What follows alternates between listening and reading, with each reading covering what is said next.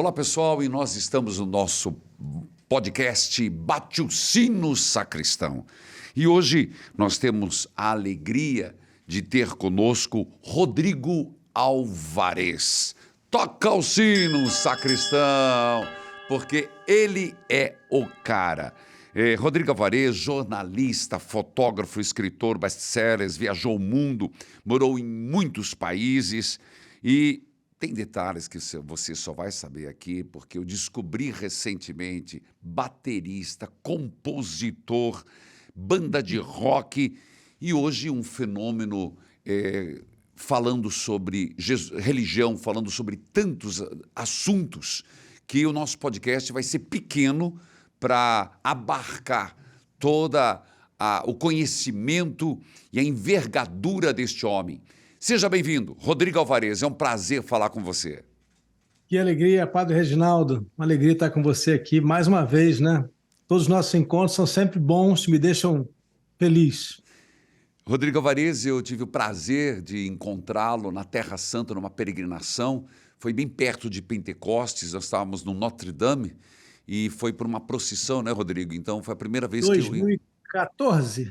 2014, exatamente. Quem imaginava que vinha uma pandemia pela frente, né, Rodrigo?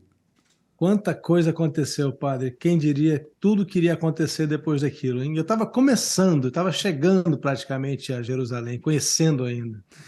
Falando da sua trajetória, Rodrigo, você começou, e eu descobri, é verdade, que você começou pela música e você é até compositor. Como é que é essa história? Sou o maior frustrado na música, o maior frustrado. Meu sonho era ter sido, não era nem ser cantor, nem tocar, era ser compositor. Certo.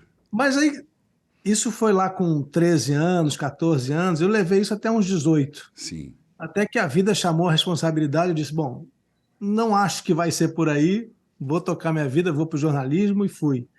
Mas eu guardei todas as características de um compositor e acabei usando como repórter, como escritor, agora fazendo, né, essas viagens, né, Certo. trazendo histórias, porque em tudo está a ideia da composição, em tudo que eu acabei fazendo, né, que é contar histórias, criar roteiros, e assim foi surgindo a minha identidade, a partir da música. Até hoje, quando eu penso em contar uma história, eu penso no ritmo da história a partir do que eu entendia de música. Verdade. Isso acabou me trazendo uma outra fluência na maneira de colocar as ideias, de falar. Então a música está guardada aqui ainda. Sou fascinado por música, né? Ouço música sempre, mas não pude ser. Não dá para a gente ser tudo na vida, né? É verdade. E você falou algo interessante, que existe formas e formas de contar histórias. E quando a gente consegue rotorizar, colocar emoções e lembrar que tem que ter um começo, meio e fim, uma poesia faz toda a diferença, né? E você é um jornalista e um grande contador de histórias, não é verdade? Padre, eu acho que eu sou mais do que qualquer coisa contador de histórias. Eu, como jornalista, eu dizia, tudo bem, mas eu não sou aquele grande jornalista investigativo, sabe? Como escritor também, o que eu acho que é contar história. Tudo que eu fiz na vida foi contar história. E agora, com essa, né, de um tempo para cá, recentemente, nos últimos 2 meses, eu comecei a viajar o mundo pelos lugares sagrados para contar histórias. Então, o que eu sei fazer da vida é contar história. Nós vamos chegar, que inclusive eu quero agradecer, eu sempre recebi seus livros e li, e ontem eu fui, inclusive, com dedicatória, viu? Obrigado, está aqui. Esse aí eu te dei lá em Jerusalém, Tua Exatamente. Aparecida, lá em Jerusalém. E depois você me deu primeiro Imortal e depois eu recebi seu. E ontem me deu um trabalho, mas é que eu vou contar para você. Teve uma infiltração, choveu na minha casa, caindo da torre. E tem um livro que eu tive que mexer em todas as prateleiras. E estava na Cristologia, que é o que você escreveu sobre Jesus Cristo. Uhum. E eu li, e eu falei, ó, o dia que eu encontrar o Alvarez, eu tenho muitas perguntas para fazer para ele, porque tem muitas novidades, coisas que eu sabia, coisas que eu não sabia, coisas que eu quero questioná-lo, mas não vai faltar oportunidade. Eu não achei o livro, porque saiu da área da cristologia. Mas inclusive, existe uma proposta a gente fazer um trabalho comum ali pela frente. Não vai faltar oportunidade para a nossa Não vai, conversa. não vai. Alvarez, você não está mais na Globo. Eu quis sair da televisão, foi uma opção de vida. Exatamente. Eu queria, é o que todo mundo se pergunta, o que te levou a sair desta grande emissora Globo, e onde você esteve por décadas, né? Pelo menos uma década. Não, duas décadas e Duas meia décadas, praticamente. certo. Bom, se você fosse ouvir algumas pessoas com quem eu conversei na época, o que me levou a sair foi loucura, falta de sanidade mental. Quem é que deixa um trabalho no auge da carreira? Certo. Mas não teve nenhuma loucura. Eu cheguei com 45 anos de idade, em Sim. 2019, e disse a mim mesmo: tenho só até os 90, talvez, posso viver aqui esta vida, Certo. esta existência. Se eu chegar Será aos que eu 90, eu ficarei muito feliz. Poxa, eu nem acho que 90 já é um bônus, né? 80 já é muito bom, 90 é bônus. Certo. Mas eu pensava o seguinte, olha, eu estou aqui trabalhando para uma empresa que é muito boa, que me trata muito bem, que me Certo. dá muitas oportunidades, no entanto, não tenho aqui a liberdade que eu gostaria de ter para fazer outras coisas. Eu queria escrever mais livros, como Sim. acabei escrevendo, como continuo escrevendo. Certo. Eu queria ter meus próprios projetos. Sempre dentro da Globo eu trazia projetos. Alguns eram aceitos, outros não eram. É O- frustrante quando você acha que tem boas ideias, elas não podem ser levadas adiante.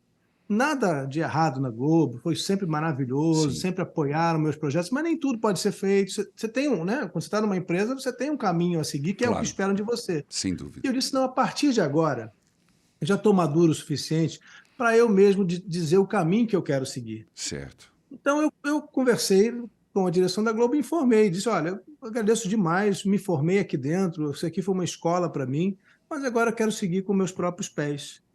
Em 2019, 31 de dezembro, acabou meu contrato e veio a pandemia. Entendi.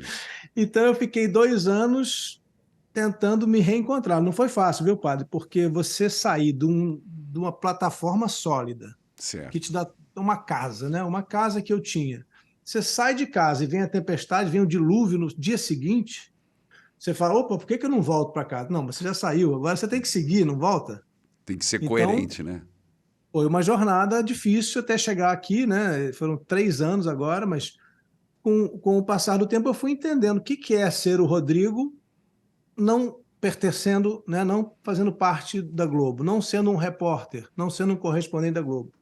Então eu fui entendendo isso. Isso veio amadurecendo em mim, até que hoje eu sinto que a ideia de sair finalmente chegou onde eu queria chegar, que é ter um projeto robusto que me leva a continuar fazendo as duas coisas que eu faço melhor, né? Que é reportar, né? Ir aos lugares, contar as histórias, escrever livros, né? Na verdade, eu diria três.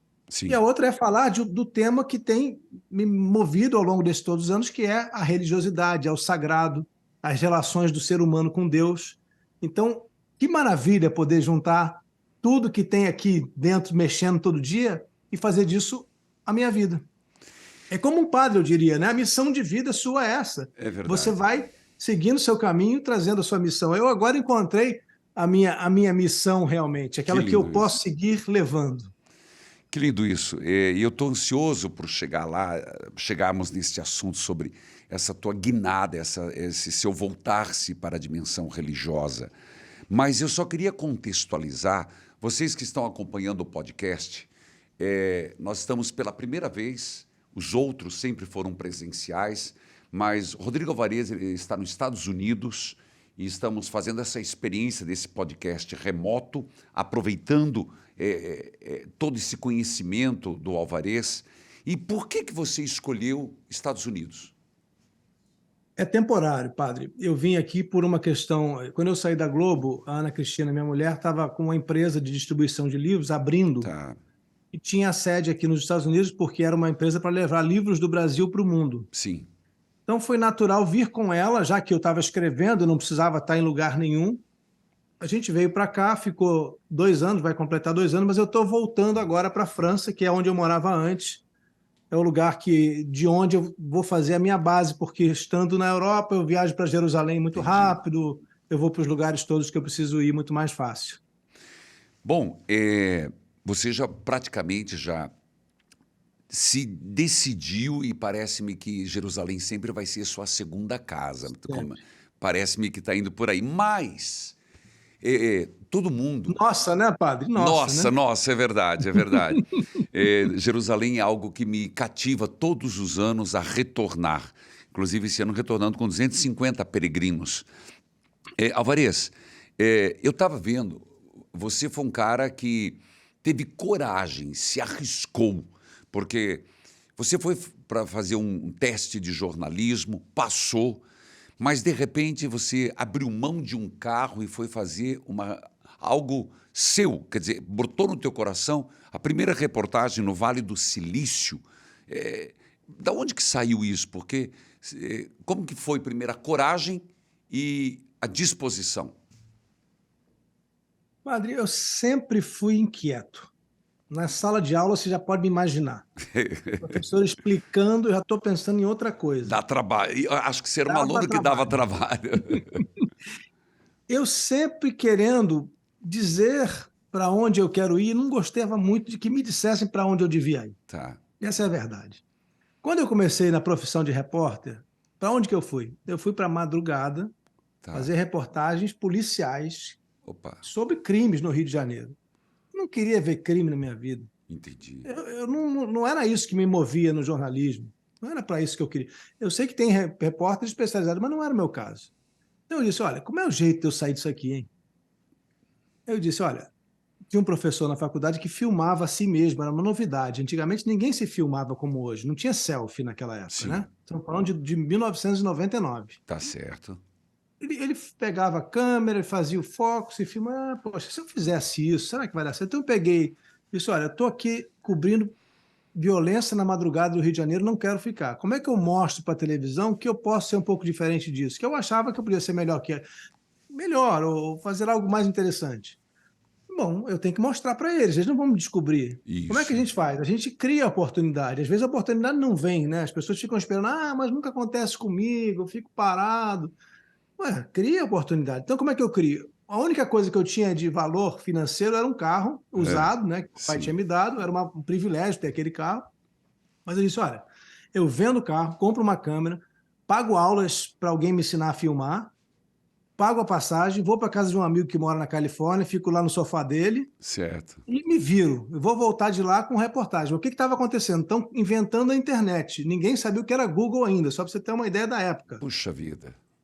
Chego lá, né, eu me programei, fiz um roteiro de viagem, onde é que eu vou, fiz contatos, vou visitar tal empresa. Eu queria contar o que era o Vale do Silício, onde é que estava Certo. nascendo a internet. Eu chego lá e me falam, olha, tem uma empresa aí muito legal que está começando a despontar, vai lá, fala com eles. Como é o nome? Google. Nossa, Ah, é? Tá bom, nunca ouvi falar, vamos lá, mas eu era um amigo meu que era da área. Aí fui investigando, realmente eles estavam indo muito bem, tinham poucos funcionários. E aí fui lá, entrevistei os donos do Google. Eles nunca mais deram entrevista, tá? Eles não eram nada, não eram conhecidos ainda. entendi. Antes de explodir, aí trouxe aquilo e um monte de outras coisas. Quando eu chego, a internet estava em altíssima, né? Isso foi um dos motivos de eu ir, estava crescendo, crescendo. Teve uma explosão na bolsa, caiu todo mundo, explodiu tudo, nada valia mais nada. Metade das empresas que eu tinha entrevistado lá acabaram, Certo. ninguém mais, elas fecharam, e aquilo virou uma grande série na TV Globo, na Globo News na época. Certo. Aí da madrugada eu fui para o dia, no dia seguinte. Puxa vida. E aí Então, começou a minha carreira. então você teve que se inventar, não é reinventar. Agora você se Não, foi reinventou. invenção mesmo. Não é, até porque era invenção mesmo, sabe a síndrome do impostor? Caramba, eu estou inventando uma moda, eu nem sei falar para frente da televisão. Eu falava 40 vezes a mesma frase, me gravando, até Entendi. tirar uma boa. Que maravilha. Mas Deu acabou que certo. deu certo. Deu certo. Tá. Aí a vida foi ajudando, né? As coisas foram ajudando, acontecendo. Eu percebi, olhando, que você é um homem que transpõe fronteiras. Alguns momentos na tua vida, por exemplo, você passou e fez um documentário maravilhoso no México, do pessoal Uhum. que ia para os Estados Unidos. E Sim. depois você estava na Síria e foi para a fronteira da Síria também para Uhum. visitar hospitais. Então parece que faz Exato. parte da tua personalidade esse ir além, ter coragem de transpor a fronteira. Como é que foi essa experiência de falar e de ver, por exemplo, as pessoas nessa travessia? O que leva na tua cabeça, você que viajou o mundo, uma pessoa a largar tudo, se arriscar para querer entrar nos Estados Unidos? Padre, primeiro com relação à fronteira, eu acho interessante isso, fazendo uma análise de hoje para trás, né? Como as fronteiras são simbólicas para nós, né? Como Sim, elas são representativas e estão praticamente em tudo que a gente reflete, tudo que a gente filosofa desde o começo, é justamente na passagem de algo para outro algo. verdade. Quando a gente vai a Jesus, o que a gente está falando? Sair desta vida que não está tão boa aqui, naquele momento, né, que Sim, era uma situação difícil em Jerusalém, na Terra Santa toda, ir para uma vida melhor. Havia ali uma sensação de atravessar uma fronteira, a fronteira que nos separa de Deus. certo. Há aqui na Terra, nas fronteiras terrenas, também uma promessa de que atravessar fronteiras é deixar para trás aquilo que não está indo bem e começar algo de novo. Então, é sempre muito fascinante, eu fui muito atraído pela ideia de fronteira. Foi interessante você trazer isso. Ninguém nunca trouxe isso para mim numa entrevista, foi fascinante você trazer, porque é exatamente isso. Na fronteira, eu aprendi muito nas fronteiras da vida. A fronteira do México, você falou, da Síria, mas tem a fronteira de Gaza com É Israel, verdade, é eu a fronteira que acompanhei. separa Israel dos territórios palestinos todos que nós conhecemos bem e vivemos quando vamos ali, né? Todos os limites, né, que nos separam. Eu fiz uma vez a fronteira, na verdade foram inúmeras fronteiras de uma vez, foi quando houve a crise dos refugiados da Síria. Eu acompanhei eles, de onde mesmo? Da Turquia até a Alemanha, passando pela Grécia, Macedônia, todos aqueles lugares, Sérvia. Cada fronteira era um aprendizado. Cada fronteira tinha um significado. De um lado tem uma língua, de outro lado tem outra, um povo, uma religião, uma cultura. Então, de fato, a fronteira é algo, para mim, muito filosófico, que me ensinou muito e que ensina a gente. Eu acho que talvez a ideia de mostrar fronteiras é mostrar também a possibilidade de mudar que a gente tem. Então está aí, ó, Rodrigo Alvarez, o homem sem fronteiras. Toca o sino, sacristão! Eu vou aproveitar que esse Toca o Sino, sacristão, ele vem do meu programa de rádio todos os dias, e o pessoal fala, por isso que você talvez fale, por que toca o sino, sacristão? Que o pessoal diz, graça recebida, graça testemunhada, toca o sino, sacristão. E eu criei um quadro aqui, a gente já continua, para quem você tocaria o sino? Quais personagens na tua vida que são significativos, como você quiser, que você tocaria? Já que nós estamos à distância, você fala e eu toco por você aqui o sino. É uma homenagem? É uma, é uma homenagem. Eu poderia perguntar para quem você não tocaria o sino, mas eu quero ser positivo. Para quem você tocaria o sino? Pessoas que mudaram a minha vida, que me influenciaram à distância. Você que sabe. Olha, tem tanta gente que todo sino que eu não tocar vai ser alguém que eu vou deixar de homenagear, Certo. porque, de fato, muitas pessoas eu gostaria de tocar o sino para elas. Mas lembre umas 3 pessoas já é suficiente. Olha, A resposta. vou em ordem aleatória aquilo que vem à mente, tá? Teve uma pessoa muito importante na minha vida que foi Alice Maria, que era a diretora da Globo News quando eu comecei. Ela tinha sido diretora do Jornal Nacional, uma pessoa com muita história na televisão. E eu, menino bobo ali chegando, ela me acolheu de uma maneira que se tornou uma referência de mãe, assim, para mim, né? Claro que eu tenho a minha mãe, que é a minha referência principal, mas foi uma segunda referência. Eu chegando tão novo, tão infantil ainda, com 20 e pouquinhos anos, e ela, com toda a experiência dela, soube me abraçar e me receber e me fazer crescer de uma maneira saudável, né? E Entendendo as minhas fragilidades e as minhas qualidades e trabalhando isso comigo. Então, é uma pessoa para quem eu tocaria o sino, Nice sem Maria? dúvida nenhuma. Alice Maria. Alice Maria, tá aí, toca o sino, sacristão. Tem um padre, Frei Leodoro, que era do meu colégio, Santo Agostinho, no Rio, que foi outro também que me abraçou, assim. Eu acho que eu tocaria sino para as pessoas que me acolheram e não pediram nada em troca, sabe? Ele era um padre que tinha muito cuidado com a gente e nos ouvia quando a gente era muito pequenininho ainda. Então, talvez tenha sido meu primeiro psicólogo, Olha aí, que já que eu não maravilha. tive nenhum oficialmente nunca, devia ter tido. Ele era aquele que me escutava ali no recreio, esse menino levado, me dizia: espera aí, vamos acalmar, vamos entender por que você está fazendo isso. Ele não precisava fazer aquilo, mas era a vocação dele, né? Acolher também, né? Então eu tocaria o filho. Ele morreu recentemente, até colocaram um busto para você ver como ele era uma pessoa querida. Sim. Um busto no Leblon, no Rio de Janeiro, em homenagem a Ah, ele. é? Frei Eliodoro, que tem também meu sobrenome, Álvares. Ele era espanhol. Toca o sino, sacristão. Eu Tá, acho que tá bom, tá esses dois aí bom. representam bem o meu acolhimento. Eu acho que o sino, para mim, se eu entendi bem, para mim é das pessoas que oferecem acolhimento sem pedir nada em troca. É bem isso mesmo. Rodrigo Alvarez, eu percebi na tua trajetória, e como eu disse, eu te acompanho, de repente, você deu uma virada na tua história e tentando transpor essas fronteiras, você acabou indo seguir os passos de Jesus. Eu sei que isso tem, se eu estiver errado, me corrija, tem um pouco a ver com a sua ida para ser o correspondente, você foi lá no Oriente Médio. Uhum. Mas o que você viu que te fascinou na religião? Olha, é correto que teve importância eu ir para o Oriente Médio, mas não foi esse o fator motivador, tá, padre? Primeiro, volto ao Frei Leodoro. Além Ah, de me acolher nos intervalos com palavras sábias, ele nos contava histórias, ele nos lia a certo. Bíblia nas aulas de religião.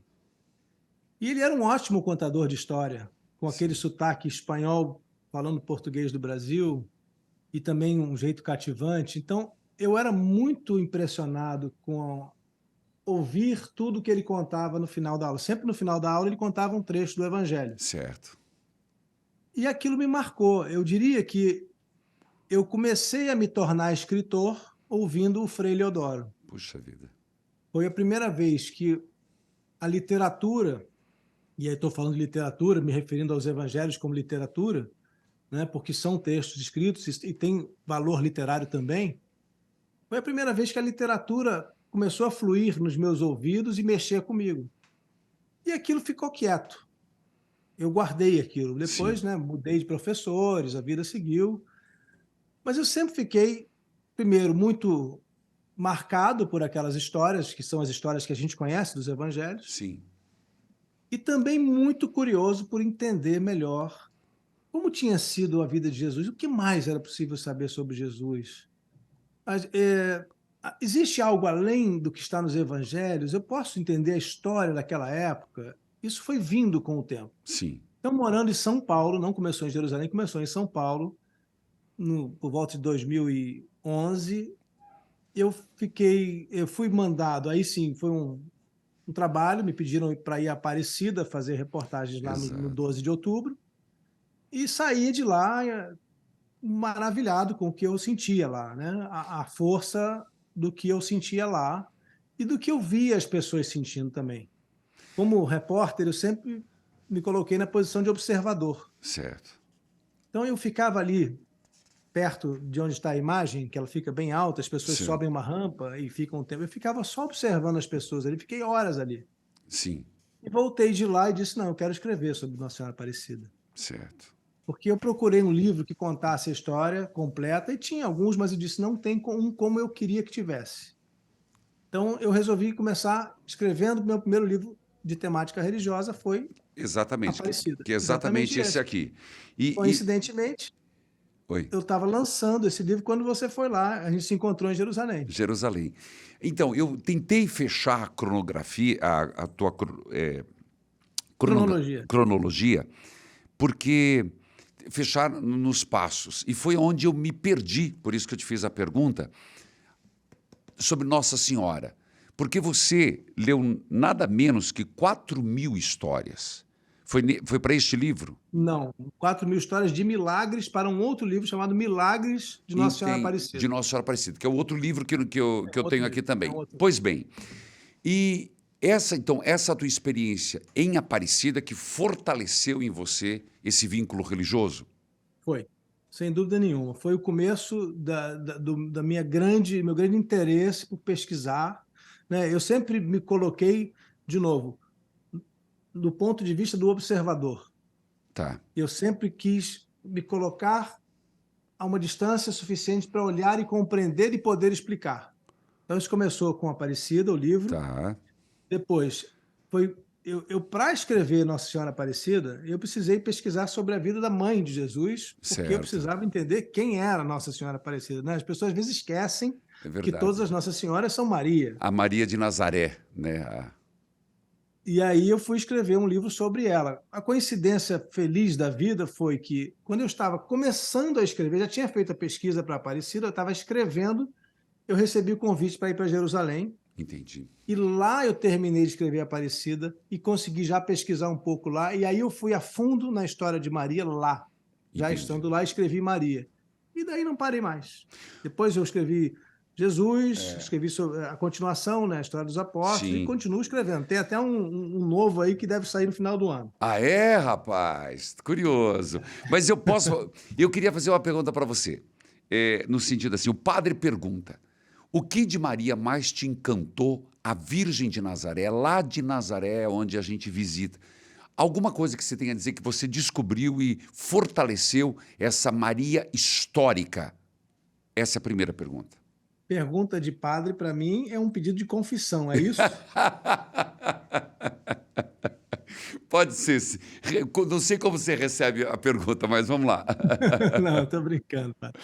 Olha, teve muita coisa que eu aprendi, tanto que eu acho que o livro acabou sendo bastante denso. Eu tinha, eu quis ir a fundo também no que disseram sobre Sim, Maria. Você sabe que, né, a história do cristianismo teve muitos percalços, né? Houve perseguição, houve contradições no sentido de oposição, né, ao certo. cristianismo.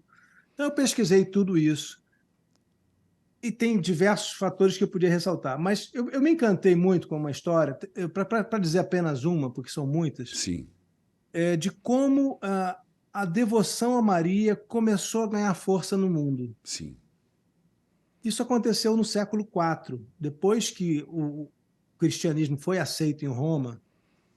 Ele foi de fato aceito, não em Constantino, o imperador, mas um pouco depois, né? O Constantino é uma transição, né? sim. Então, quando chega depois de Constantino, começa todo o império de fato a se tornar cristão. Isso significa que o mundo está se tornando cristão. Perfeito. Então, me chamou muita atenção, e eu coloquei inclusive um capítulo inteiro no livro sobre isso, a imperatriz Eudócia, Hum, como ela se identificou com Maria, com a questão toda da maternidade, o papel de mãe. Não estamos falando ainda aqui da questão da Maria intercessora, tá? tá. Mais da figura materna de Maria, aquela que acompanhou Jesus até o final, esteve com ele aos pés da cruz, o sofrimento da mãe, o amor de mãe. Como a imperatriz Eudócia, que era uma pessoa altamente poderosa, com, digamos, a menor necessidade de nada na vida, vamos dizer assim, ela tinha tudo, uma pessoa riquíssima, como ela começou ela própria a fazer procissões nas ruas. Sério? Ela liderar as procissões, ela que começou o movimento de procissões carregando imagens de Maria na rua. Puxa.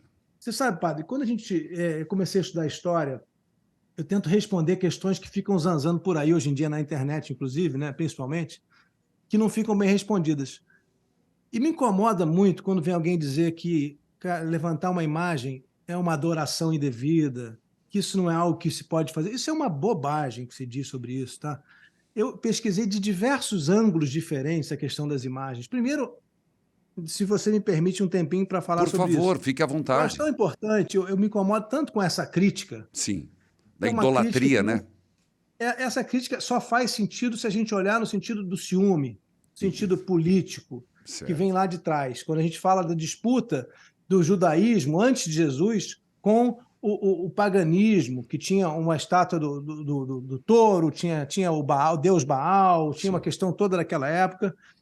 Isso era uma questão pontual. Depois, quando você vai e começa a entender o valor que tem uma imagem, sim, a imagem é para nós a memória.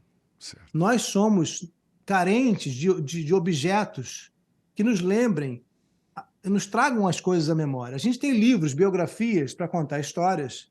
A Sim, gente tem retratos hoje. Antigamente não se tinha retrato. Nós temos imagens sim, que nos evocam aquela presença. Isso não é idolatria. Isso é uma maneira de você preservar aquela existência. Não é por acaso que em todas as culturas, em inúmeras culturas, foram feitas imagens. certo. Então eu nem sei porque eu comecei a dizer isso, acho que foi por causa da Imperatriz Eudócia, Exato, que fazia as que ela procissões. carregava imagens de Maria. Então, um gesto tão tradicional e tão cristão, que eu fico incomodado de ver como as pessoas não percebem que isso foi uma questão pontual lá de trás, que virou um problema que não precisava existir. Então, quando você vai, aí é isso que eu tenho dito para as pessoas que me mandam perguntas, que querem entender história, tudo, eu digo, olha, quando a gente entende a história, a gente pode sustentar até melhor a nossa Verdade, fé. Porque verdade. você tem elementos para você não cair em armadilhas de perguntinhas bobas, de acusações bobas, que você pode, com a história, desarticular. Essa é uma delas, né? A questão das imagens. Não há nada na história da humanidade que condene a gente ter imagens para lembrar aquilo que é muito bom para nós, aquilo que nos faz bem. Evocar a memória de pessoas santas é algo muito positivo. Muito bem, tá aí, gente. Ó, Rodrigo Alvarez, Estados Unidos, da sua casa, partilhando conosco, fazendo esse podcast, Toca o Sino Sacristão, e você percebe como nós passamos por vários temas. Ele que é um grande estudioso, acabou de falar sobre Nossa Senhora, sobre as imagens, e temos muito mais. E eu já vou falar do filho de Nossa Senhora, que é algo que eu vi que você agora está se debruçando, inclusive. Quantos livros se escreveu sobre ele? Memórias Póstumas de Jesus, Cristo, o Homem Extraordinário, o Homem Mais Amado da História. Foi esse que. Especificamente sobre Jesus, são três, né? Tem Três. um sobre Madalena, Isso. tem sobre Maria e tem sobre a Nossa Senhora Aparecida. Exato. Eu vou falar também sobre Maria Madalena, mas vamos falar sobre Jesus. Uma pergunta que não quer calar.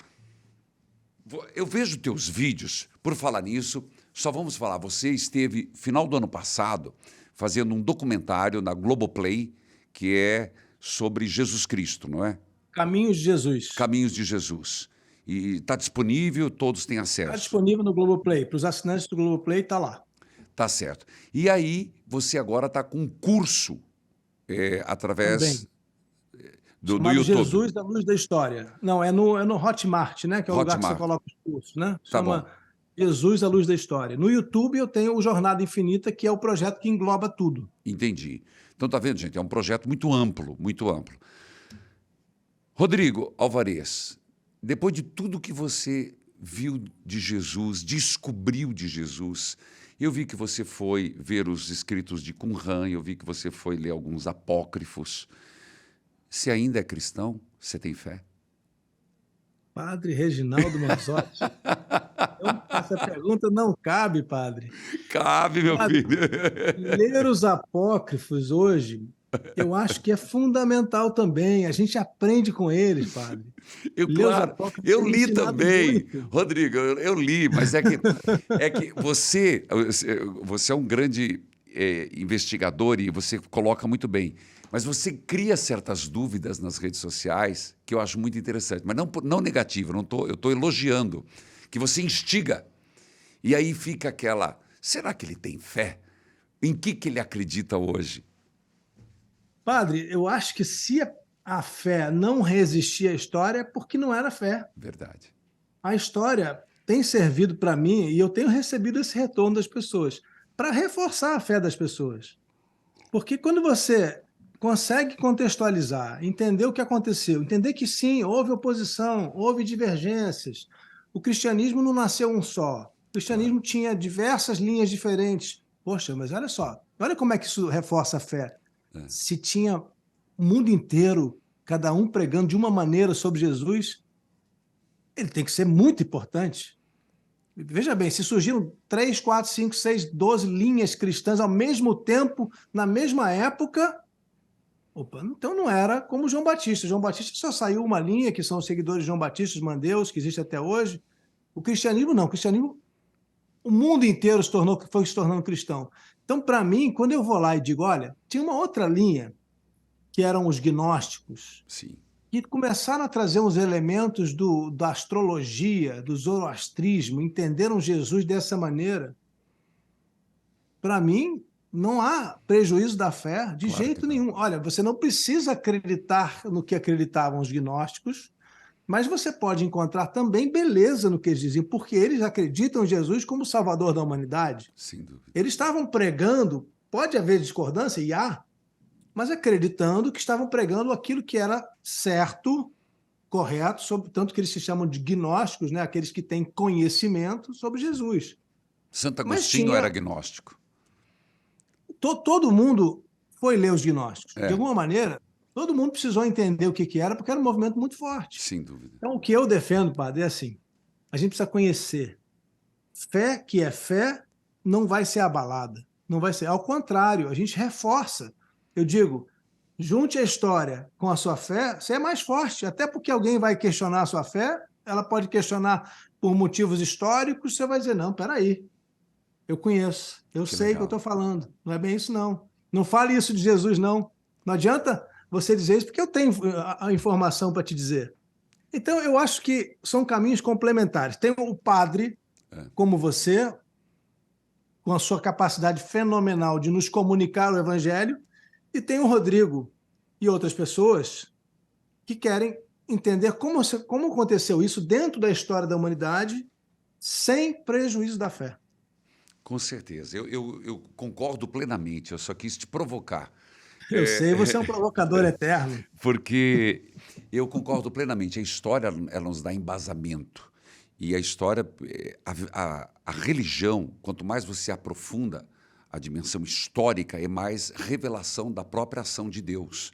Deus, o homem faz uma bagunça, o homem toma caminhos tortuosos. E Deus vem consertando, vem apairando os caminhos, aplainando as estradas. Mas o Rodrigo Alvarez, você estando em Israel, o que facilitou você estar em Israel? O que você busca tanto em Israel? Padre, eu primeiro, como a gente falou no começo, Israel se tornou minha segunda casa. Tá, Morei lá por 4 anos e morar, né? Tenho algo muito forte nisso. Tive uma filha, minha filha Alden nasceu em Jerusalém. certo. Então, você ter uma filha nascendo lá é uma parte da minha história que se construiu lá. Foram 4 anos muito felizes, apesar das guerras. Sim, Apesar de ter ficado 50 dias em Gaza, numa guerra muito difícil. Toda a permanência foi muito saudável, muito feliz. Eu tive uma oportunidade única de me aprofundar no conhecimento sobre Jesus, de ir nos lugares sagrados, de estar no Santo Sepulcro de Jesus com uma frequência rotineira, de ir a todos esses lugares e entender e me aprofundar. Então, daí já nasceu um elo que eu acho que não se rompe mais. certo. E eu acho que não é só comigo. Todo mundo que vai a Verdade. Jerusalém se sente parte de lá e quer voltar, né? Sem E dúvida. sente que quando vai embora deixou alguma coisa lá. Verdade. Tem até a Agora, síndrome, tem até a síndrome de Jerusalém, né? Que como é que é? não é verdade, é um fato que quem me contou foi um alto funcionário de Israel que tem gente que vai e não quer voltar e eles têm que deportar porque a pessoa quer Ah, é? ficar andando na rua. E, Acredito, com e isso certeza. também acontece, por exemplo, nos grandes santuários como o Padre Cícero e em Aparecida, pessoas que vão e que acabam ficando na rua, comendo do que dão Uhum. e querem viver lá. E Jerusalém também me contaram que Tem existe esse, é tem um esse efeito, fenômeno, né? né? É. Tá, mas eu. E aí, cada vez que eu vou lá, padre, é impressionante, mas cada vez que eu vou, eu aprendo mais. E às Certo, vezes você aprende só de observar. Eu certo. queria te contar um exemplo Por disso. favor. Eu morava ali muito perto da Cidade Velha, muito perto do Santo Sepulcro de Jesus, eu diria que a 1 quilômetro de Certo. distância. Mas eu sempre ia para lá e não parava muito num lugar que eu não dava muita atenção, que é o Vale do Cédron, sabe? O Vale de Josafá, que Certo. fica ali na descida do Monte das Oliveiras. Então eu fui lá agora, com Jornada Infinita, a gente gravou um especial lá sobre o Vale do Cédron, né, que é o Vale do Julgamento Final, como ele é conhecido. E só de observação, só de ficar sentado ali por um tempo, eu comecei a entender uma coisa que eu nunca tinha entendido. E olha como a história contribui com a fé. Sim. Jesus desceu do Monte das Oliveiras, passou pelo Vale de Josafá e chegou, a gente acredita que pelo Portão Dourado, a Jerusalém, no Certo. domingo de Ramos. Certo. O que é o Vale de Josafá? Primeiro, a gente tem que voltar alguns milhares de anos. Sim. Era um lugar onde as pessoas jogavam os corpos dos mortos para fora da cidade. Perfeito. O ser humano, no começo, não fazia enterros. Depois de um tempo, começaram os enterros. Já no judaísmo, a gente tem os enterros. Os judeus não enterravam dentro da cidade, enterravam do lado da cidade, no Vale de Josafá, Certo. que fica do lado do Monte Moriá, onde ficava o templo, que era o lugar que era a casa de Deus, Onde está a mesquita hoje, Dourada? onde está o Domo da Rocha e a Mesquita Al-Aqsa. Então, aquele lugar, que era um cemitério, começou a ser compreendido como um lugar muito sagrado, porque era um cemitério próximo do Sim. Monte Moriá, o lugar mais sagrado de todos. Sim. Né? Então, o que isso está me ensinando? O que eu enxerguei ali? É. Imaginando Jesus descendo, disse: Jesus passou por cima da morte para nos apresentar a vida? Então é isso que esse cenário me está dizendo aqui? Veja bem, Verdade. e não é qualquer morte, é a morte no lugar mais sagrado que existe. Então olha a simbologia que a história pode nos ensinar. A descida do Monte das Oliveiras, pelo cemitério sagrado, que representa a morte, e a subida para nos apresentar a vida. Que lindo. Profundo isso, meu Deus. Pois é, e isso você só vai chegar se você tiver tempo para observar. Se você, né, eu tenho que ir lá e me permitir ficar parado ali olhando É e verdade. refletindo. Aí eu trago a história, e aí eu tenho a Bíblia comigo, eu leio o que também disse o Antigo Testamento, que tem muita informação importante para nós. Verdade. E quando você vai unindo a história com os testamentos, os dois, consegue observar ainda, isso deve acontecer nas suas peregrinações, né? Momentos de gestalt, você diz, agora veio, agora eu entendi.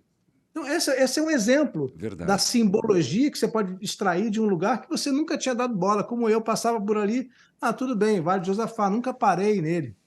É aquele kairós de Deus, né? Que te dá uma clareza, é algo impressionante. Porque lá é milenar, nós estamos falando de Jerusalém e um choque cultural muito grande. Você se debruçou muito sobre a pessoa de Jesus Cristo. Algo que você gostaria de frisar, enaltecer ou chamar a atenção que você tenha feito essa descoberta sobre esse é o cara? Não, eu não tenho pretensão de ter feito descoberta, porque acho que, por mais que eu pesquise 50 anos, já houve, né, muitas pessoas antes de mim que se debruçaram, que entenderam, que tiveram fé, mas eu fiz descobertas para mim, Isto, né? exato. Revelações para mim, daquilo que eu fui compreendendo. Assim, sempre eu vou dizer um aspecto, porque são muitos, né? O Certo. tempo todo é um tema que está em torno de mim. Mas eu tenho me debruçado muito, agora especificamente, eu tenho pensado muito sobre o que deve ter sido cada momento. Aí estou falando do lado humano de Jesus, da humanidade de Jesus, o que deve ter sido cada um desses momentos. Então, eu tenho aprendido muito com a solidão em certos momentos, com o sofrimento, com a reflexão. Eu acho que se a gente pega cada passo da vida de Jesus, especialmente quando vai se aproximando a chegada dele a Jerusalém, você vai entendendo a construção que vai acontecendo dentro dele, a preparação que ele vai tendo para chegar ao momento final, ao momento da crucificação. Então, o que eu tenho feito recentemente até como eu sempre estou escrevendo muito, né, como uma preparação para escrever, eu tenho muito tentado entender e me colocar como é que pode ter sido esse sentimento, e tenho aprendido muito com isso também. Não foi por acaso, padre, que eu dei o título do meu livro de Homem Mais Amado da História. Sim. Algumas pessoas dizem o homem mais amado do mundo, o homem mais amado de todos os tempos. A proposta de amor de Jesus era muito rara. Aí, de novo, a história nos ajuda a entender ainda melhor isso. Sim. Porque, claro, a gente pode ler os evangelhos e vai entender isso.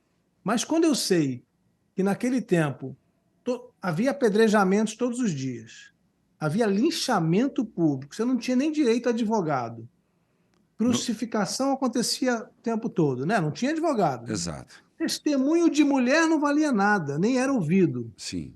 Jesus pega, traz as mulheres para o grupo, respeita as mulheres antes de todo mundo. Sim. Jesus começa a falar em amor quando ninguém está pensando nisso. Tá lá no judaísmo, não é que não está. Amar Está a lá, Deus sobre historicamente tudo. está, mas praticar não tem ninguém praticando. Então, de repente, ele consegue transformar isso num motivo de mobilização mundial, na razão pela qual nós hoje temos uma consciência da nossa ética, do nosso Sim. papel social, nosso papel com relação a quem está perto da gente. Então, a força que tem isso é todo dia algo que eu tenho que me lembrar, que eu sou lembrado todos os dias. Interessante. Que olhar especial que você teve para essa questão do amor e esse Jesus que veio, algo que já existia, mas ele veio relembrar e viver, né? Essa é a grande diferença. Viver, ensinar a viver. É. Te impacta a morte de Jesus? A forma como ele foi morto? Padre, claro que ela é impactante, mas talvez por eu ter ouvido desde pequeno essa história, não é o que mais me impacta quando eu estudo sobre Jesus. O que te impacta? Não, só concluindo isso, é porque assim, a morte dele em algum momento pareceu inevitável. E parece que ele já tinha consciência disso. Sim. Né? Ele já vai tomando consciência disso no caminho. Ela é bruta. Por exemplo, tem um filme do Mel Gibson. Sim. As pessoas gostam muito. Eu acho um exagero. É. Eu acho que ali há realmente um exagero de imagens com sangue, Sim. de excesso em tudo, que para mim é um sensacionalismo. Eu prefiro sempre olhar a morte de Jesus do lado sereno da morte de Jesus. Sim. Como ele ainda no alto da cruz está dizendo, Pai, por que você me abandonou? Está refletindo sobre o que aconteceu, tomando consciência talvez com uma força ainda maior naquele momento. Mas na linha Franco Zeffirelli. Eu acho que o aspecto filosófico da morte de Jesus me toca mais Sim. do que o aspecto físico, né? Entendi. Que é muito brutal, muito violento, mas que a gente vê hoje também. A gente sabe que a história é repleta de violência. Certo. Mas o aspecto filosófico dessa morte única é que o tempo todo me traz à reflexão. Rodrigo Alvarenga, tem um quadro aqui que é Anedota sem Pimenta. Você sabe o que é anedota? É coisa de velho, né? Não fala mais piada. Nessas tuas indas e vindas, teria uma piada sem pimenta para contar? Piada sem pimenta. Eu sou ruim de piada, padre. Mas Eu sou ruim de piada. Deixa eu lembrar uma piada. uma que você... Mas sem pimenta? Sem A aquele... pimenta que você quer dizer é pimenta, já entendi. Sem ser picante, né? Uhum. São crianças que vão ouvir a gente. É um padre fazendo podcast. Não dá para falar do Zezinho da Freira, do papagaio, né? Não, assim, não sei se chega a ser uma piada, mas eu estava gravando agora, lá no Vale de Josafá. Estou aqui conversando, me apoiei, estou aqui conversando, aí fiquei ali e tal. De repente eu olho assim, eu estava em cima de um túmulo. Deu pulo. Assim. Essas coisas acontecem, né? É uma piada. Não tem pimenta. Não tem pimenta. Sobre Magdala, Maria Madalena, por que você enveredou em estudá-la, em pesquisá-la? Primeiro porque eu acho que eu vou pesquisar todos eles. Tá. Eu acho que eu vou chegar... 100 anos, então, no mínimo. Por favor, 90 vai ficar pouco. Mas eu quero continuar estudando em mais detalhes todos aqueles que estiveram em torno de Jesus. Madalena me pareceu fundamental em determinado momento por algumas questões. Primeiro, por eu achar que ela foi injustiçada pela história. Entendo que quando ela começou a ser compreendida como prostituta, o que foi muito depois, foi só no século VI. Que foi uma homilia de um papa, praticamente, né? Um menino de um papa que o que ele disse um acho ali no meio. É, Ele mesmo estava só fazendo talvez pensando alto. entendi. Não era uma bula papal. Não, ele estava pregando e Pois é, não dá para jogar infalibilidade papal naquele texto. exato. Então, daquela fala, faz-se de Madalena uma prostituta. E aí se constrói toda uma história em torno disso. Eu acho que ela foi injustiçada porque foi apóstola. Agora, o Papa Francisco me parece que conseguiu desfazer essa injustiça ao reconhecer Madalena como apóstola dos Sim, apóstolos. E a gente vivia um momento, e continua vivendo, em que as mulheres, depois de muita opressão, começaram a ter mais voz. sim, Então eu comecei a olhar para Madalena como um símbolo de todas as mulheres, uma representante da história da mulher dentro da humanidade. sim. E quis refletir sobre isso. Então, no livro, eu faço uma reflexão, eu tomo a liberdade poética de me colocar no lugar de Madalena e falar em primeira pessoa, Sim, mas analisando a história, o que foi feito de mim, o que foi feito de Madalena ao longo da história e o que de fato se pode dizer sobre ela. Essa foi a proposta do livro. E interessante. trazendo, né, tentando resgatar a partir dos documentos, a partir dos livros e de tudo que é possível chegar mais perto lá da história, que papel de fato ela terá tido. Aí a gente vai tocar no ponto sensível aqui, né, padre? Os gnósticos. Os Exato. gnósticos trazem depoimentos, diálogos de Madalena que são muito importantes e que Sim, a gente não tem por que duvidar deles. Eu gosto sempre de lembrar as pessoas, padre, por que é que os gnósticos e os apócrifos foram proibidos. Não é porque tudo que está ali é condenável. Às vezes é porque tem uma frase, uma página é condenável, condena-se o livro inteiro. verdade. Então não é tudo que está ali que não merece respeito. Teve muitos relatos, né, de anotações, pessoas que ouviram, tradição oral. Tem depoimentos que você diz, poxa, isso aqui é Jesus falando. Uma anotação de um árabe Hum, da Idade Média, veja bem, um árabe, que eu adoro e que ninguém daria crédito a um muçulmano falando de Jesus. sim, Mas olha só a história.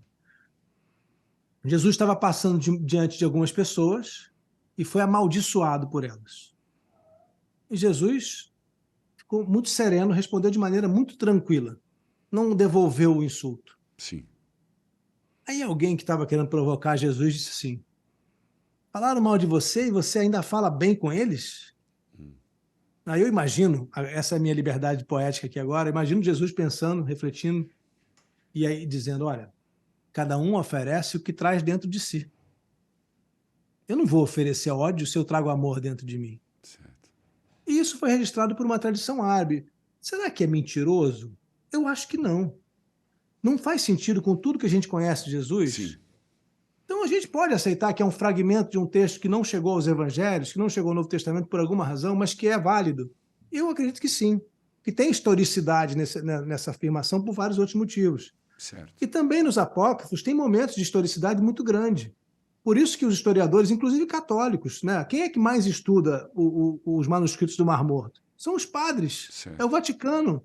A escola bíblica francesa de Jerusalém, onde eu estive algumas vezes, são os principais estudiosos. Eles é que encontraram metade dos pergaminhos, depois dos primeiros, foram eles que voltaram lá para procurar e estudam até hoje, porque tem muito conhecimento.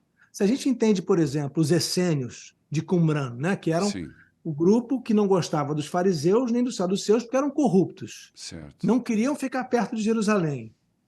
Esperavam por um Messias. Tudo que o cristianismo acredita, os essênios acreditavam Sim. praticamente. Então, a gente pode pensar que Jesus teve contato com eles.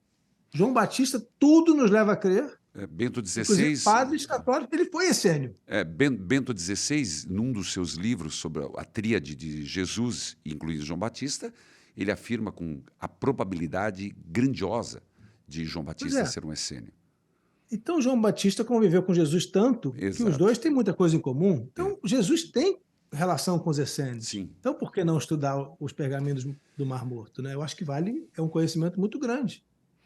Voltando a Maria Madalena, você disse que existe um lado que você sabe que é, entre aspas, para vender ingressos e fazer ruído, Tá cheio dele aí, viu?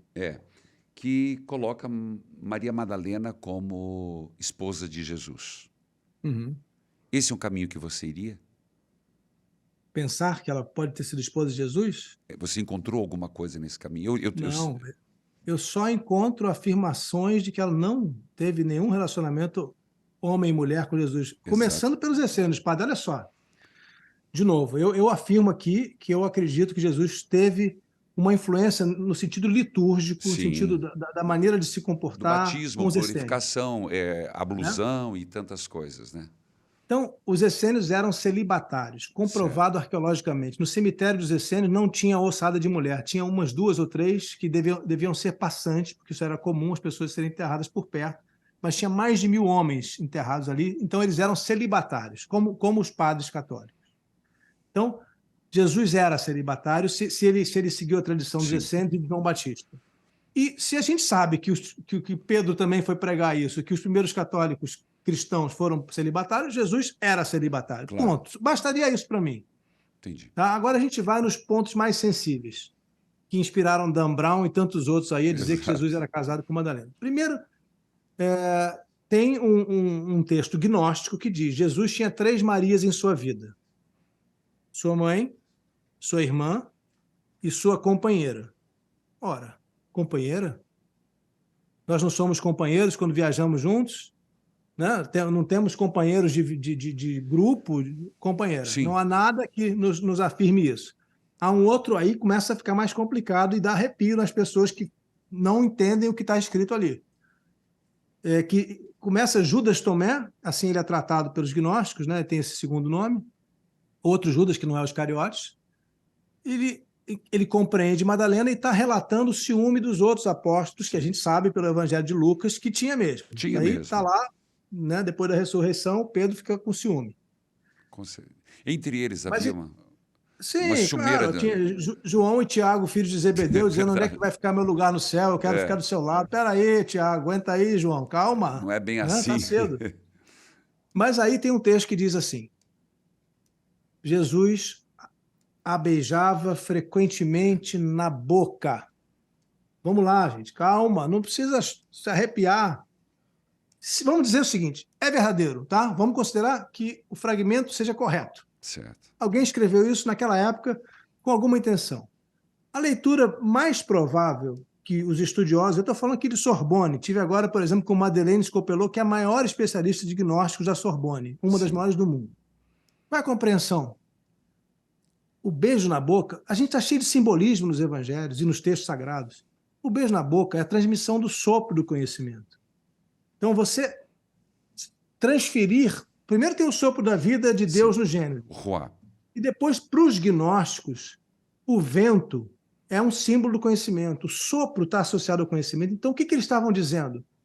Jesus transmitia conhecimento para ela mais do que para os outros. Daí a causa do ciúme dos outros. Entendi. Essa é uma interpretação muito aceita entre os estudiosos e estudiosos não religiosos, é bom ressaltar. Interessante. Agora, se tudo isso não for suficiente, eu volto.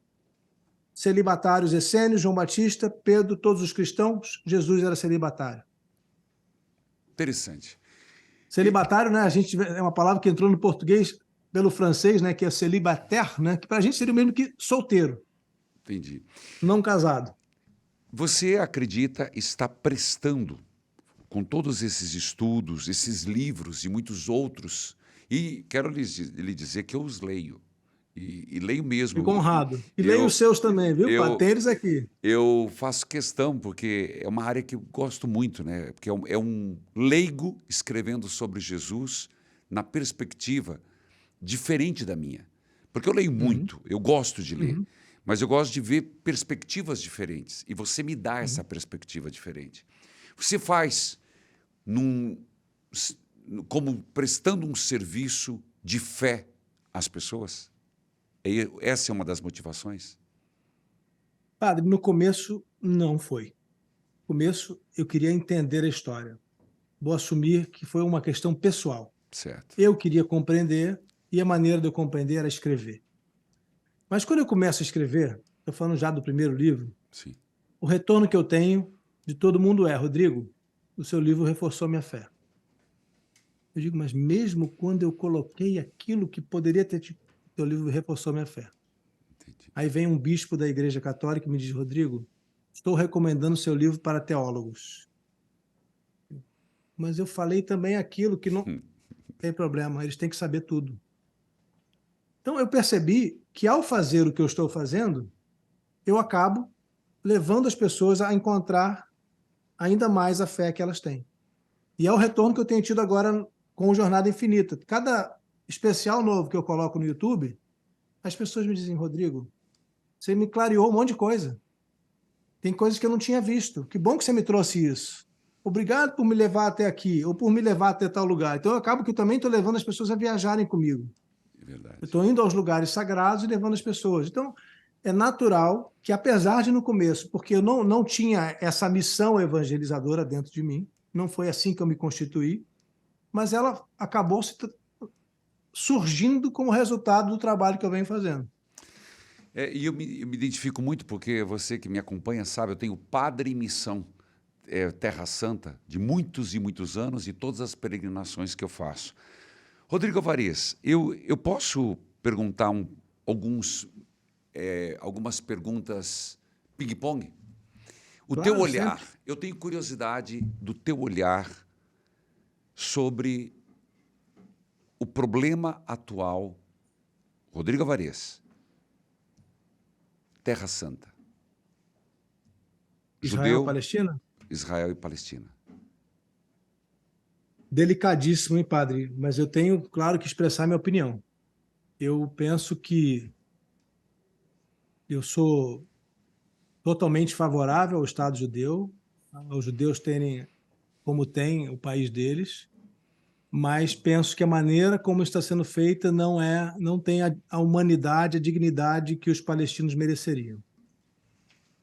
O surgimento de muros, os direitos reduzidos para os palestinos, a falta de acesso a determinados, até às vezes, a limitação na quantidade de alimentos que entra em Gaza. Eu acho que há uma linha de ultradireita em Israel que puxa a política, porque não é Israel toda pensando assim. Eu tenho muitos amigos judeus israelenses que pensam à esquerda disso. Tá? A esquerda em Israel significa estar mais preocupado com os palestinos. Certo. A direita em Israel é dizer: não estou nem aí, vamos passar por cima. Então, a direita, infelizmente, está vencendo, está puxando para um lado que não é o que todos os judeus querem. Então, eu acho que, assim, acho difícil, mas esperaria que houvesse um tratamento mais digno aos palestinos, uma solução negociada. É muito difícil pensar nisso hoje, parece improvável que algum dia eles tenham de fato um Estado, não está caminhando para isso. Isso dói. Isso dói porque a gente vai nas cidades árabes, você também vai nas suas peregrinações, e a gente se identifica com eles. São pessoas que a gente quer ver bem e que estão vivendo uma situação complicada. Rodrigo, ainda falando do assunto, eu prego muito, mas eu queria que você dissesse para as pessoas entenderem, sem dar uma aula, porque eu sei que a tua bagagem seria de fazer um curso de horas e horas. Qual é o problema religioso ali da Terra Santa? A meu ver, não há problema religioso na Terra Santa, é um problema de terra, apenas. Mas, rapidamente, já que é para ser rápido, qual é a questão? Não, você fala à vontade, você não precisa ser rápido, não. Se você quiser tomar uma água ali, pode Eu vou tomar. tomar uma aguinha, então. Pode, fique à vontade. Gente, nós estamos aqui com o Rodrigo Alvarez e agora eu quero perguntar um pouco do olhar. Só quero dizer que você tem livros maravilhosos do Rodrigo Alvarez. Eu quero dizer porque eu indico. O Homem Mais Amado da História, eu indico mesmo, é muito legal. Acontecimentos extraordinários que seguiram a crucificação de Jesus, Cristo. Rodrigo Alvarez, Memórias Póstumas dos Apóstolos, é como um Atos dos Apóstolos. Quando eu li, eu tive essa percepção. Ele foi igual na Bíblia, os Atos dos Apóstolos. Aparecida, que eu citei aqui, Rodrigo Alvarez. Haiti, Depois do Inferno. Milagres, que eu indico. Maria, Biografia de Mulher. E O Primeiro Imortal. E tem um recente que é O Candidato, não é? Foi. ano passado. Esse eu não li. Confesso que ainda não li, não deu tempo, não. Vai chegar na hora. Não, eu quero que você leia o próximo. Eu quero que você leia o Então tá próximo. bom. Então esse eu vou Próximo ler. é sobre Jesus de novo. Sério? Que bom. Mas eu vou escrever uma ficção. Já estou Toca o escrevendo uma sino, ficção. sacristão! Próximo livro aí chegando. Bom, falando sobre a questão que então não é religiosa, é uma questão de terra. A disputa, padre, é sem dúvida alguma uma disputa por terra e não há uma discussão religiosa em jogo. Ninguém está discutindo religião. O judeu não quer converter o muçulmano, nem o muçulmano quer converter o judeu. Não é essa a questão. Agora, qual é? Se a gente for olhar de novo, sempre vou olhar historicamente, vou rapidamente voltar na história. Quando é que o problema começa a tomar a forma atual? É muito simples entender. 3 religiões têm ali o seu lugar mais sagrado. O Islã não é o principal, é o terceiro. Como é que é a linha do tempo, muito rapidamente também? No tempo de Jesus, os judeus ocupados pelos romanos. No ano 70, os romanos destruíram tudo. E começou uma diáspora. Os judeus foram saindo, teve revoltas ainda. No século II, Adriano, o imperador romano, acaba com tudo e fala: isso aqui é Roma. Então, virou um lugar romano em que cristãos e judeus não eram bem-vindos. Mas quando Roma aceitou o cristianismo, Jerusalém passou a ser dos cristãos. E assim foi, por 300 anos, até que, com a conquista árabe, quando os árabes começaram a se expandir pelo mundo, quiseram tomar Jerusalém. Por quê? Porque acreditavam em 2 coisas. No Apocalipse, que tinham que estar perto, ali no Vale de Josafá, onde a gente falou antes, enterrados, para chegar primeiro ao céu. E depois, porque associaram, sem razões históricas, mas apenas por tradição oral, Jerusalém como um lugar que é mencionado no Alcorão como tendo sido o destino da viagem noturna de Maomé, Sim. quando eles, com o anjo Gabriel, foi ao encontro de Deus. Do momento em que o muçulmano passa a pensar que o Monte Moriá, onde ficava o templo, a casa do Deus judaico, do Deus que era de Jesus também, é também deles, um único lugar no mundo, se torna fundamental para aquelas 2 religiões. Então, ali não é uma disputa por terra, mas por um local. Certo. Aquela disputa não tem solução. Tem judeus... Diga. Não, porque para que realmente o Messias judeu, dos judeus, possa voltar, não voltar, terá que reconstruir o templo. Para reconstruir o templo, tem que destruir a mesquita. E aí vai dar uma briga danada. Então, Já viu a confusão. E o portão dourado de entrada do Messias está fechado. Fechado pelo Saladino. Exatamente. Bom, então é um problema religioso, um problema de terra. Você, a princípio, não vê solução. Mas você sente uma busca de viver uma harmonia? É possível viver uma harmonia ali? Não acho possível, padre, porque só quem tem esse poder hoje ali, politicamente falando, são os judeus. Entendi. Hoje a gente vive o pior governo da história de Israel, e não sou eu que estou falando. Converse com os judeus, vão te dizer, muitos deles, a mesma coisa. O governo mais à direita que está querendo dar um golpe de Estado, literalmente, querendo assumir o poder judiciário, aquela coisa de ditadores. Sim. Então, isso leva totalmente eles a virarem de costas para a questão da solução do problema. E não há movimento, desde Obama, foi o presidente americano Obama, a última tentativa de negociação de paz e fracassada, muito fracassada. Verdade. Os palestinos cada vez mais fracos, cada vez eles vão tendo menos poder de negociação. Infelizmente, eu vejo que a solução, o que vai acontecer? Isso não é uma solução. Naturalmente, vai acontecer, ou os palestinos vão sair, ou eles vão desaparecendo como povo. Entendi. Porque não há no horizonte, e aí eu falo de 50 anos, pelo menos, uma solução. Lembremos que em 6 dias se resolveu uma guerra, né? Não são fracos. Não, aí sim, aí a gente tem que falar que, se você conversa com os israelenses, eles falam, olha, a gente também está aqui, mas a gente não quer dizer nada. Amanhã tem uma revolta de todos os árabes contra nós, eles nos tiram daqui e muda todo o jogo. Né? Isso aí, a gente sabe que Jerusalém mudou de mãos mais de dezenas de vezes. Verdade. Rodrigo Alvarez, uma pergunta como padre. Padre, o teu olhar hoje sobre a Igreja Católica? Se você me perguntasse antes do Papa Francisco, eu diria mais preocupado que hoje. Eu fico feliz de ver que a Igreja está falando a linguagem das pessoas modernas. Fico feliz de ver padres como Reginaldo Manzotti, que conversam muitos com as outros, né? pessoas. E Muitos muitos outros. claro. Mas, sem dúvida, você está entre os maiores exemplos, não diria nem do Brasil, os maiores exemplos do mundo, de padre católico capaz de se comunicar da maneira como as pessoas se comunicam hoje, de chegar às pessoas. Você ter o seu podcast, você ter suas redes sociais, isso não é, não é uma modernidade indevida, isso é necessário, acho que isso é urgente. E vejo que, desde o Papa Francisco, há uma série de avanços em termos de comunicação com outras religiões, que é fundamental, a ideia do ecumenismo, de dialogar com as outras igrejas cristãs é fundamental, e também com as outras religiões, e vejo uma compreensão cada vez maior das mudanças sociais que nós estamos vivendo. Então, eu acho que a igreja está de novo encontrando o seu caminho. Resta saber o que será depois, no dia em que o Papa Francisco não estiver mais aqui, se vai continuar assim ou não. Rodrigo Alvarez, eu quero perguntar, quero ir para a Ucrânia, mas antes, tem um quadro aqui que é Confessa com o Padre. Tem algo... Eu estou me confessando, tem mais de uma hora já, padre. Não, só mais uma coisinha. Algo que você fez que você diria, isso eu fiz, eu não faria. Não é algo que eu... Tem uma muito boa, sem picante. Tá bom. Sem pimenta. Sem pimenta. Uma vez eu roubei um jumento, padre. E pior ainda, de uma escola. Eu estava de férias em Brasília, ficava na casa dos meus tios lá. E tinha uma escolinha do lado, tinha um jumentinho para as crianças brincarem. Aí eu disse, puxa, mas que vontade que eu tenho de andar nesse jumento em cima dele. Aí nós montamos um plano, eu mais 2 vizinhos lá, fomos na escolinha e sequestramos o jumento. Pegamos ele, quando não tinha ninguém olhando, saímos por Brasília andando de jumento. Mas depois, bom, eu estou perdoado aí, porque Jesus também mandou buscar o jumento lá. Mandou. E também mandou devolver. Eu devolvi. Tá certo. Rodrigo Alvarez, nós estamos há um ano de uma guerra que você cobriu várias guerras, você esteve, presenciou. Qual o teu olhar sobre a guerra da Ucrânia e da Rússia?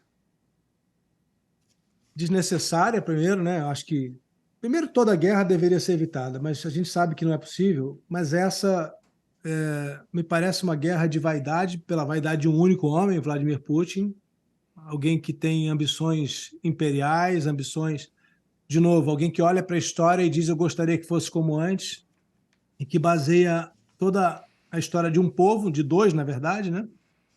Na vaidade própria. Então, eu acho... E é lamentável que os outros países não tenham capacidade de parar essa guerra, porque parar essa guerra pode ser uma guerra muito pior. Exato. Então, é uma tragédia que a gente vai continuar vendo até que de um dia para o outro ela se resolva, né? Espero que seja logo. E você escreveu um último livro, mas o teu olhar como brasileiro, mas um olhar de fora sobre o Brasil hoje. O meu olhar não é muito de fora, padre, porque eu convivo muito e vou muito ao Brasil. Certo. Mas eu penso que chegamos a um ponto muito ruim em que tivemos uma eleição em que nenhum dos 2 candidatos eram o que as pessoas gostariam em termos éticos. E aí falo abertamente, acho que a gente tinha uma opção muito ruim, que estava levando o Brasil para fora dos limites da democracia. Então eu fico aliviado de ver que hoje a gente voltou a ter um país dentro das regras democráticas. Isso não significa meu apoio ao atual presidente, significa só que eu não apoio nenhuma tentativa ou possibilidade de desestabilizar a democracia. Vejo com preocupação ainda, mas espero que esse governo seja de transição e que a gente possa de novo voltar a um tempo mais estável, em que as discussões sejam mais positivas e não discussões daquilo que não se deve fazer, daquilo que está errado, daquilo que foi roubado, daquilo que foi feito errado. Espero que a gente volte a discussões positivas. Acho que vai ser um momento de transição e provavelmente é um próximo governante que vai nos trazer isso. Tá certo. Eu gostaria só de agradecer e ao mesmo tempo, gente, Jornada Infinita com Rodrigo Alvarez, @Jornada Infinita. Você pode segui-lo nas redes sociais, Twitter, Rodrigo Alvarez, Instagram, rodrigo.n. É isso, né? .n.alvarez. Alvarez. E você pode acompanhá-lo de todas as formas. Eu sigo e estou vendo sempre esse trabalho maravilhoso. Rodrigo Alvarez, quero te agradecer muito, viu?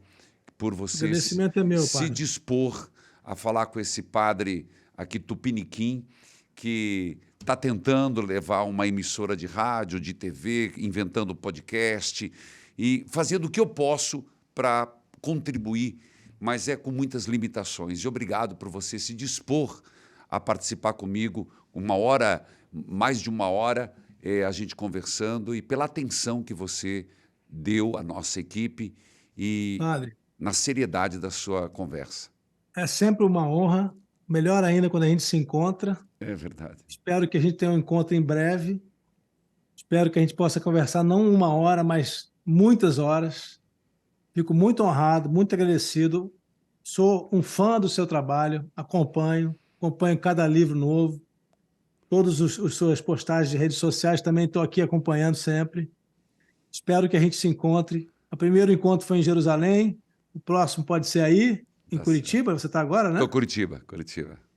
Em breve eu vou estar na França, a gente vai se encontrar. Tá Em breve. certo. Muito obrigado, viu, por me receber, é uma honra. Será um prazer e um dia você estar aqui na Associação Evangelizar é Preciso, participando dos programas de TV, de rádio, e a gente poder conversar. Acho que nós temos muito a somar, porque são perspectivas diferentes no mesmo objetivo. E gostei, me permite dizer, algo que estava no meu coração e você verbalizou hoje. Para mim, você é um homem sem fronteiras e você admitiu, e não me passou despercebida, um evangelizador. Então, nós estamos jogando no mesmo time, no time de que vai vencer o bem. Um abraço, Rodrigo Alvarez. Amém, padre. Obrigado. Prazer. Toca o sino, Abraço. sacristão. Valeu, gente.